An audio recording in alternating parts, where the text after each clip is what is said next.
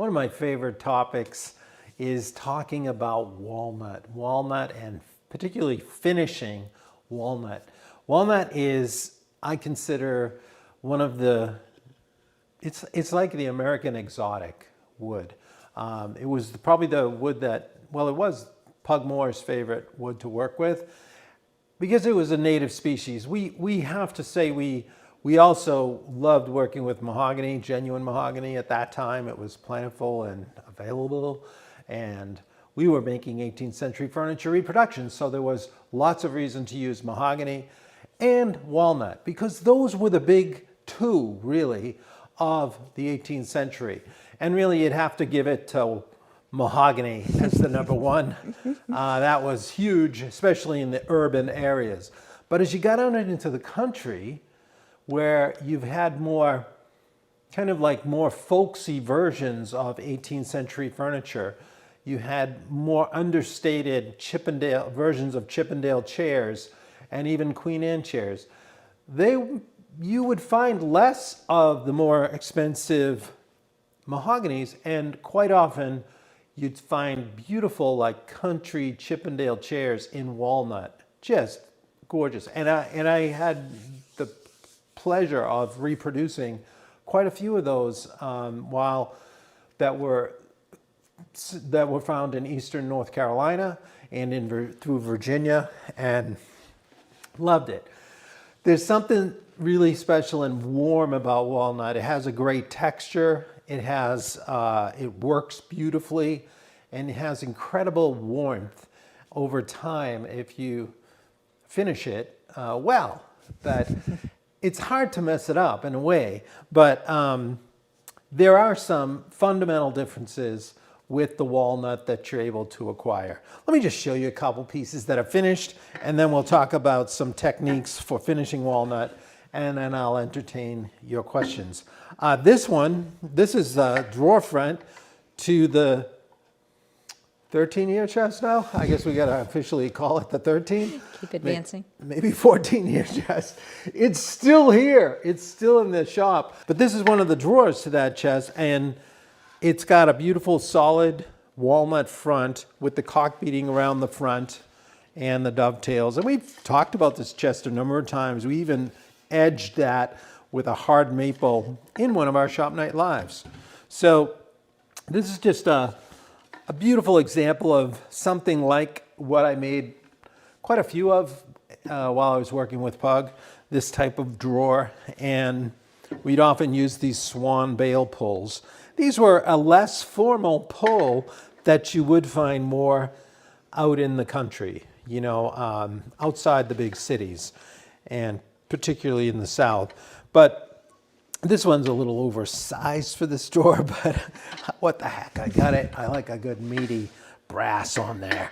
But anyway, this has the classic finish, which we would put on a lot of the furniture we made together, me and Pug. And it has shellac, and then also a glaze on there as well, which is somewhat optional, but it does add kind of a richness to the material, which I'll show you tonight. But this is a walnut candle stand, and look how sweet that is. It's got some beautiful wild figure right there. This column, I intentionally cut it just aside of a knot, so there was a knot here, and when you get beside knots, you get kind of this wild, beautiful, almost like tiger figure. And if I rotate, I think you kind of lose it on the other side, a little less there, and you can see it somewhat there. But this would have been what I wanted to be looking at as the front. And the top is made from one board, but there are actually two glue joints, one here and here. So it just has a really nice amber warm tone. Now this has actually lightened slightly over time, but not a ton, because I haven't had it out in the light a lot. And especially walnut, one of the desirous features of walnut is the way it ages. As over time, it gets kind of this mellow amber tone that is just this highly sought after patina. If you get to visit a museum and see collections where you see some period walnut pieces, and by that I mean pieces that were made in around the early 1800s or late 1700s, you're going to see just such a beautiful color to them and a richness. But walnut is one of those woods that warms up over time, and it also gets a little lighter in color. So unusual, compared to mahogany and cherry, which go darker and deeper. Quite a few woods, more often woods go darker and deeper, but walnut is one of those that gets a mellow kind of amber patina. And so it's nice, but like all woods, you don't want to have it in the sunlight, exposed to ultraviolet rays, because it will get a washed out look. And that's where it can lose a lot of its color. So you want to do something about that and not allow it to do that. Now, I want to just talk a little bit about the main types of walnut that are available for purchase. Two distinct actual types of the same species, and that is air-dried and kiln-dried. So let's start with the air-dried. That's simple, right? If you have a walnut tree in your yard, and maybe you know someone who cut one down and it's in a barn, and it's stacked up with sticks between it, it's air-dried. So when the tree is sawn down, initially it has about 30% moisture content. Rapidly it loses a fair amount of that, but then once sawn into boards and on sticks, it takes approximately, the general rule is 1 year per inch thickness for it to dry down to a stable level where you can use it, where you can bring it inside and use it. Kiln drying accelerates the process, and they'll first let it chill and lose that initial moisture content, and then put it in a kiln and let it, in a controlled way, raise the heat so you don't get a lot of cracking, whatever. But it will dissipate and lose all that moisture and come down to a stable moisture content where it's great to work with, and you don't have to worry about huge fluctuations in the wood movement as it dries. So what's the difference? Well, air-dried is what we commonly got there at Pug Moore's. And quite a lot, you'll see these slabs available for purchase, and they're massive and expensive, but especially these tables that you've seen, all these river tables and epoxy tables, slabs, like large. And the most of those are air dried. However, there are some entrepreneurial people that are slabbing up, and they've got big kilns and they're drying them because you can get a nice price for them. But I want to show you, this is a piece of air dried, and I think I either got it when we first got up here in New Hampshire or brought it with me from North Carolina. I can't remember. Now this side, I've done a few things to it, but I want you to just look in this little area. I did nothing to this area except get some oil right here and here. It's like my shirt after a meal. I can never get away without some oil here and there. So anyway, this is how air-dried looks after you clean it off. See, you've got kind of a stark contrast between the hardwood and the sapwood along the side. So the sapwood is distinctly different, much like cherry. Cherry has a darker hardwood and a strikingly whitish sapwood. So the other main difference that you see or notable about the walnut here is you have kind of, I don't know if the camera can pick this up, you have kind of a purple hue to it. Can you see that? It's a little bit purple looking, right? And when you first saw walnut, gosh, I'm trying to remember if I'm thinking of the right species, because I have sawn logs fresh. I think it was like greenish, then it goes purple, and it looks really purple at first, but trust me, it's going to be a nice color. And I'll show you in a minute what happens, how rapidly it changes. So that's air dried. You get a purplish, you get a strong contrast between the sap and the heart. Now, I want to show you, before we talk any further about that, the other type you can get is kiln-dried, which is commonly commercially available. And here's a chunk of kiln-dried. So you can see I already did something down there too, but this is just raw, fresh. I sanded it and whatever. Here's where the bark was. But here we have, this is a sawn edge, okay? So it's not like the other one.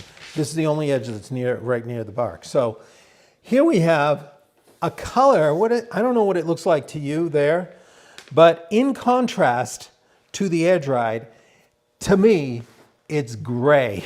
Do you see it gray? It's kind of grayish. Yeah. It just looks kind of dead. Let's put it right next to the air dried.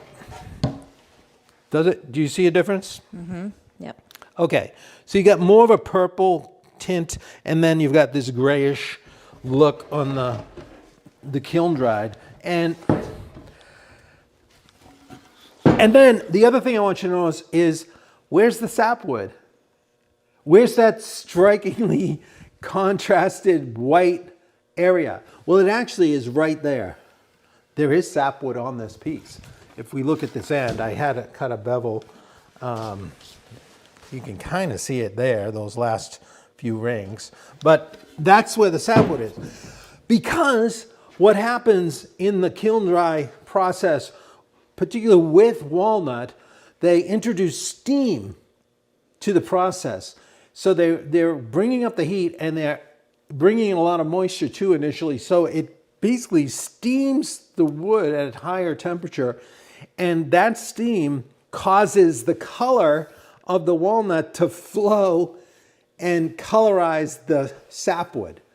So it gives it kind of this darker look. So it's harder to tell how much sapwood is in a walnut log. It all looks like the more desired heartwood. Then it also, to me, it kills some of the richness of the color because you get this kind of dead grayness to it. It was weird because I only worked with air dried until I started seeing this for sale at lumber deals, and I'm like, what is up with that? It just doesn't look good. And then I had this process explained to me. So it also is hard to tell while you're buying slabs of walnut where the sap is. So beware if you're buying kiln-dried wood. Take a good hard look at it, because you might have a plank that's from the outside of the tree that's almost all sapwood, or the backside is just a lot of sapwood.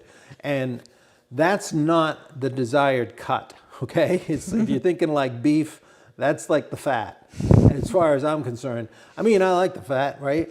But I mean, that's like half your steak could be fat, and you're gonna cut that off. It's not the good stuff. So, now, that's not to say you can't incorporate and use the sapwood in your project. It can be beautiful and people can love it. And I want to show you a method to make it fit with your piece. What I want to show you is just a couple processes dealing with material. And let's start with this plank of air-dried walnut. I'm going to show you first the oil finish, right? Some of you might be fans of George Nakashima, as I am. He was a wonderful craftsman in New Hope, Pennsylvania, and he was the first, as far as I know, he was the father of the slab table, okay? He was the slab master, and he would make these massive slab tables, and he's the first one I know of who introduced the butterfly joints, like to go across the seams. But he loved walnut too, and he would find the best slabs, and he had an amazing collection in his warehouse, and he was known for making very often these book-matched where you would just open it like pages in the book, one layer to another of a slab, and you get a mirrored effect across the seam. And he would leave the live edge and then put butterflies discreetly across. Quite often they were in ebony or something contrasting so they stood out. And then he would just put a kind of an angular base on it, which was so contrasty to the organic nature of the top. But it worked. You know, at first I thought, oh, that's disturbing. You know, you should have some kind of flowing. But over time I began to appreciate it more because of the contrast. It really presented the organic beauty of the natural beauty of that slab sitting atop this angular base. So, but I shared that because those were all primarily air-dried tops, and he would apply a finish like I'm going to show you right now. This is the George Nakashima finish. All right. Oohs and ahs. So he actually used a cut version of tung oil. Okay, so a tung oil varnish. I believe they've changed a little bit since that time. I think I heard that they use Sutherland Wells now, but at the time they were using polymerized tung oil, okay? Which just means it's been heated, treated, so it would dry more natural. But they would also thin it out quite a lot, and apply many coats. So you're just wiping on and it's just wetting the surface. You know what I mean? Like, it's not like you floated out with a paintbrush and you watched it all just kind of ooze out over the top. No, you're wiping it on. You're just wetting the surface, almost like when you're washing a window and you're wetting the whole surface, but you don't see like brush marks of water. So very thin, multiple coats. And, you know, I don't know how many, but probably at least between 5 and 10, I would say closer to 10. But it would, at the end, it didn't have a huge build, but it had a wonderful patina, and you could see the finish on there. It was protective, but you still felt close to the wood. So it just raised also the beauty and magnified the natural beauty of the wood. So enough talking. Let me show you what it looks like to hit it. I already hit this once because you don't really start to see the beauty until you get a build. And it's really not fair to only show you 2 coats, but that's what I have to do. So as it's wet, just imagine that is the actual look. Once it's fully applied, that will be the look you'll end up with, is this kind of, this look right here. I'm going to show you. Take note too of this compression figure right here. You can see a knot up here. So you get this wild figure. Usually where there's a branch going out, you get into crotch figure. You also get compression curl like that. So just look at this. Let's just put this on here. Any thoughts on filling the holes and knots that you... Yeah, I'll talk about that in a minute. I just want everybody to see this. Look at that. Wow. Color, how rich that is. Now, as you get a build, it will stay this way, okay? But you'll still be close to the wood. And then the final treatment is either wiping on a very micro thin coat or buffing it out very lightly with steel wool and then adding some type of lemon oil wax, beeswax usually. You've seen the sapwood, it looks warmer, it's more amber, but it's still quite strikingly different than the heartwood. And Nakashima would leave the sapwood as well, and looks quite nice. You should look them up. If you do a Google search, especially look up Nakashima piece tables. He would make these tables quite often in as an altar type setting for certain churches, and these massive, it's just the 2-leaf, like I described, walnut tops that book match, open up, and they're almost round in nature, but stunning absolutely beautiful. It's actually Waterlock's original. So this is a really nice protective finish. This is what they used to use. I heard recently they use something else, but it gives very similar results. I want to move to another method where you help the color a little bit. Let's say you have some kiln-dried, and it's grayed out. You want to help it get some color back. Well, here's where you've got to introduce some amber color to it. I like using shellac. Okay, I like regular shellac, and also, like, you can use, they call it clear now, but you can get a premix like this, and it's available in most box stores and paint stores, or you can get the clear, or you can get the amber, which used to always be called orange shellac, because that's what it is. It's orange in color, and it gives you more amber color. This is great on walnut, but you have to use it judiciously. Start out with it, but then you don't want to go too orange or it goes nuts. You know, you just want to add enough. So what I did here was, before you came, I sprayed a coat of amber, of orange shellac on this section. So you can see how it's got a bit of some color already. You know, I think just for kicks, I'm going to put some Waterlocks on this air dried up here. And let's see if maybe we can get some good, maybe we can get something that looks decent. I so much go toward the air dried that I don't usually. So yeah, this is fine, but it totally lacks the color and richness.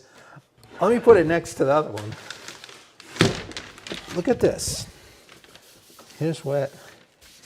Can you see that difference? Mm-hmm. This has such rich color, and this one's just kind of blah, you know, not as much. So you can see there's reds and oranges and nice colors in there.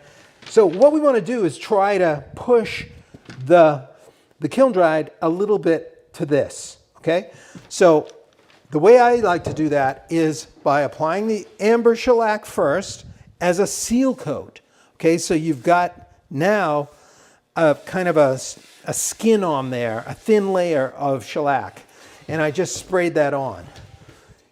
You can brush it too, but I think spraying is the best. And I've done sessions on that, so you can find those if you want to.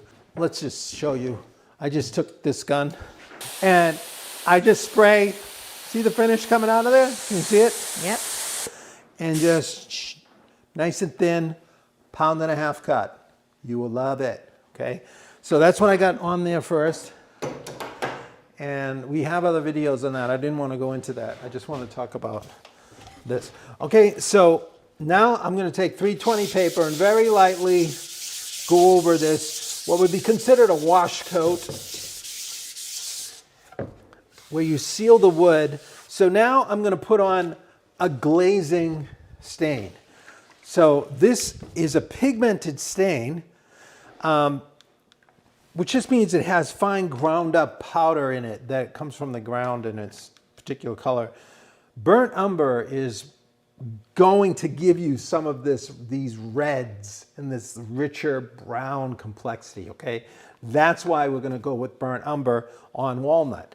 When I worked with Pug Moore in North Carolina, when we were trying to get a great looking antique finish, we would start with the natural browns of walnut, and when we would put a paste wood filler or a glaze on it after shellac, we would always go with a little more red on walnut because walnut was more brown, and we go with a little more brown on mahogany because mahogany was already a little more red. So they both ended up getting to that beautiful color. I always think of it as a chestnut. I don't know if you've ever seen those chestnuts when they come out of that prickly shell. And you know, those, they got that bullseye on one side. But that color of that brown, red, that's what... Really rich, yeah. Really rich. So that's what you're going to add kind of with this burnt umber. So once you've got your wash coat, let's just wipe on a coat. I'm not going to be able to show you the fullness of it, but I think you'll get the idea. Is that the garnet shellac, Tom? Rich is asking if you've ever used or tried garnet shellac made from flakes. Is that? Yeah, garnet is going to be a little redder than the orange. That's great too. So yeah, that's a great color. Can you remember if we've She's done got a an screwdriver. episode on grain filling? I don't think I have, but I need to experiment. A friend of mine, Bruce, sent me a great tip on a grain filler that I haven't experimented with yet. Stay right there. But I'm eager to apply it. Some of you have probably applied it already and can say something about it. But Aquacoat, he swore by this. He said, you got to try this. So I got it, haven't tried it yet. But when you do want a pristine kind of filled surface with no pores showing once you've got your top coat, you need to fill the grain. It'll get you there faster. But that, because this is water-based, you can tone it and all that, but I haven't used it enough to tell you about Does it. doing that hide the grain at all? If you use a wash coat first, you want to use a wash coat, then you're applying, you're going to preserve the grain. So by applying that wash coat, I'm going to put on this pigmented stain, but it's going to add color, which I want. I want some color, but it's not going to hide the grain because I used the wash coat. And the glaze is easier to use after. So check that color out. Look at what we're getting, how close we're getting, and how we're bringing this kiln-dried, grayed out material to life. Just with this nice burnt umber glaze. So that's the color. Doesn't that look like those chestnuts I was telling you about? Mm-hmm. Some memories of certain colors just stand out in your mind. This is reminding me of what we would get at Pug's shop. This kind of color. And this looks now like it's got the patina of an antique. Now, you can brush this on or whatever. I'm just wiping it on. It's very forgiving. It's kind of oil-based, and I'm going to wipe it off and let it sit there for a second. You can also tone filler to look similar to this. But then, once it's sat on there a little bit, I'm going to just wipe it off so I don't see any streaks. Can you specify or explain what you mean by wash coat? It's just a term for a very thin initial coat of a surface finish. So it's a wash coat. It's just Specifically shellac or? usually it's shellac, but a wash coat, it could be a sanding sealer, like really thin, but I'm almost always using it in relation to shellac. So a wash coat is that initial thin layer. So you're going to use a wash coat if you're going to put on a grain filler, and also if you're going to add some kind of glazing stain. Now you can use glaze right on the wood, but it's going to stain the wood much more heavily, because you see how we preserved the grain there? See how beautiful you can see the grain? And some of this went into the pores, so you started to get more of a contrast. But a lot of it was wiped right off the surface because the wash coat was there to protect. Now, if I put it straight on, I don't know if it's going to show up here. You can do it just like this, and this will act like a stain. You can use a glaze right on the wood. But it's not quite, I don't know if you can pick it up, but I'm getting more of the glaze color on the wood. But it looks nice too. We would use it on the air dry too. So here's some air dry right here. Let's go ahead and hit it. We'll do some on. I'm just hitting it with 320 because you get a little roughness after the wash coat of shellac. And this makes it really nice and slick. And watch how it will colorize the sapwood a little bit too. You're adding a little color, see, but it's pigmented. This will make your color more permanent and resilient than just having unstained. Look at how beautiful that is. I mean, it adds just that rich colors. So you can bring a lot of richness into the wood just with a glaze like this. And I would go with burnt umber, particularly this Mohawk brand, because it's a little browner red. You don't want super red or it'll be too much, but oh man, I love that color. If you look at the Nakashima tables, they were just pure tung oil. You didn't need it. I've finished some slabs that were naturally air dried and they look amazing. It's just because it's a natural color. And that's what you will get with an oil. It kind of brings out a different richness of the walnut. But I like controlling using the shellac a lot and getting effects like this. Because if you don't like it or you wanted more after another coat, you can wipe on another glaze coat. But it can start to get muddy if you go too crazy. But look at that. Is that water? Is that Mohawk water or oil based? Oil based. It goes on great. Now, Tom, but this is going into the pores too, so you're getting some darkening of the pores. This looks like some museum pieces, this color. And I don't even have the top coats of shellac. So I do have a nice amber orange in there. So I could shift more to the lighter blonde colors of shellac. I don't want to get it to go too orange, all right? There is a good color in the glaze. So let's just look at these two differences here. This one, this is kiln-dried, air-dried, same exact treatment. I gave them both a wash coat of shellac, and this looks better, but this has a markedly richer color, and it's the exact same process, one to another. can you put tung oil over the glaze? You need to seal it first. Because the tung oil is oil-based, usually you're going to seal it with a shellac or something. You know, I think you can, but the glaze, it says you should top coat it within 6 hours because I think it gets to a certain hardness. But usually I'm top coating this with another shellac. And if I'm going to use tung oil, I would use some...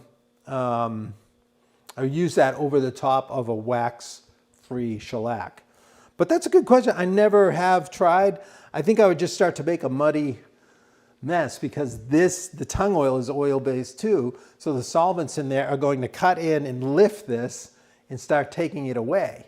So once, the thing about glaze is you can use it as a kind of a decorative way to introduce age. I like to wipe most of it off. I don't want to fake age, really.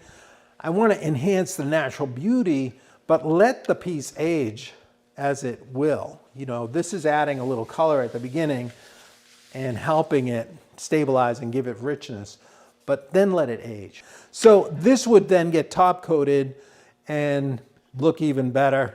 In fact, you're supposed to let it dry longer, but let's just spray really quick. I'll turn on my air, so I've got a lot of vacuum going, and I've got the healthier solvent. So because I've got the amber in there and it's looking good, I like the amber color. I'm just going to go with the clear, and I've got the regular shellac in here. I'm going to turn on the air, just spray this, and we'll be close to finished. There's one last thing I want to show you.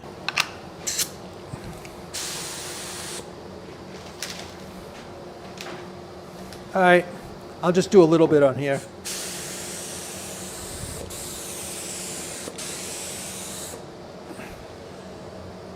And let's put some right here.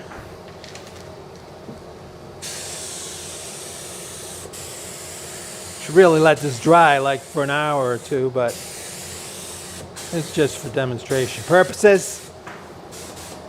Okay.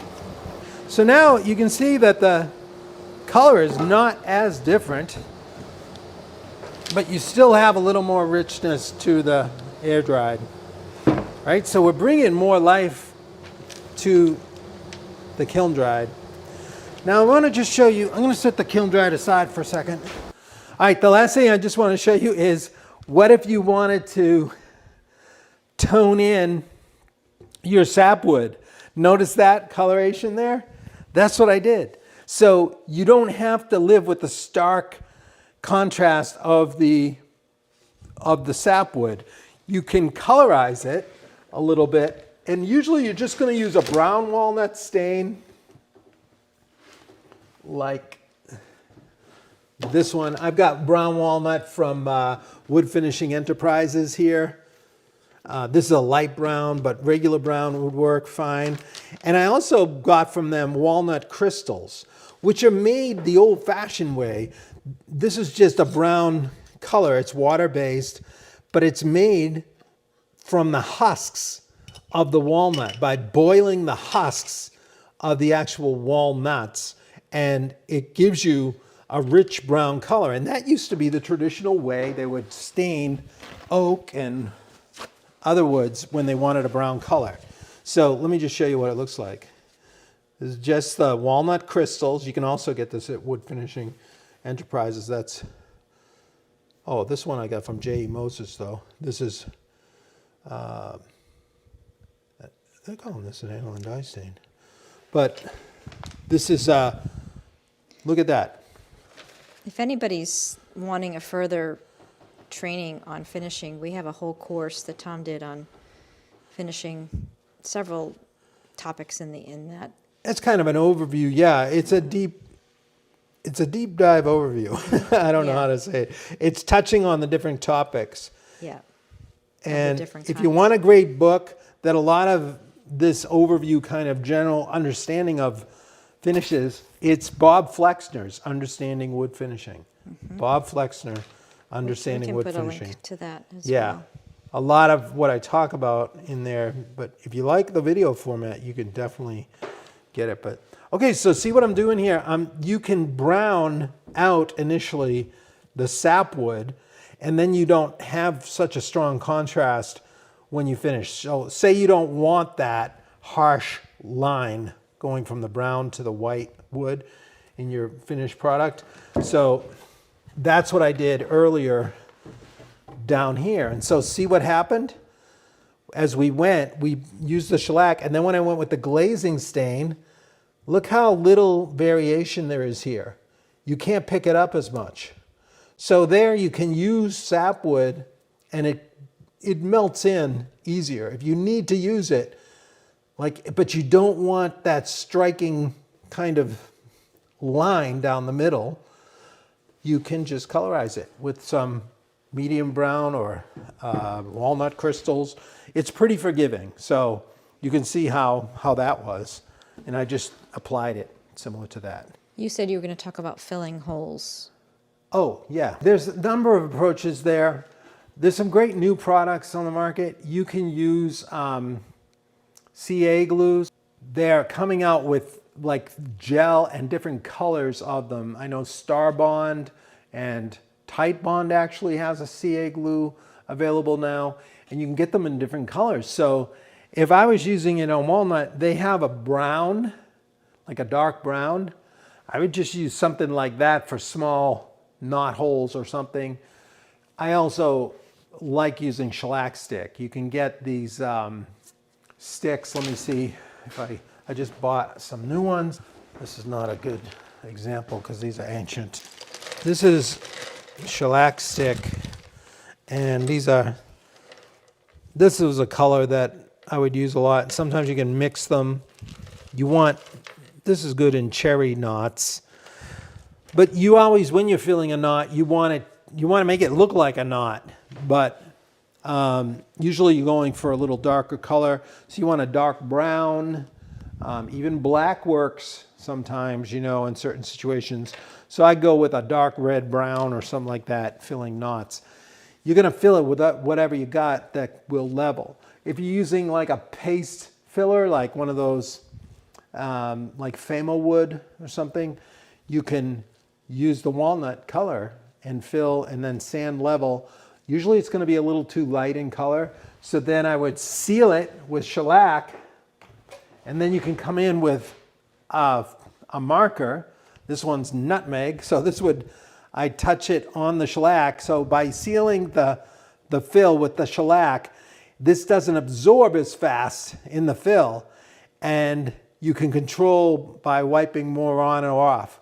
If you don't seal it, it goes on and it'll just suck it up and look really dark.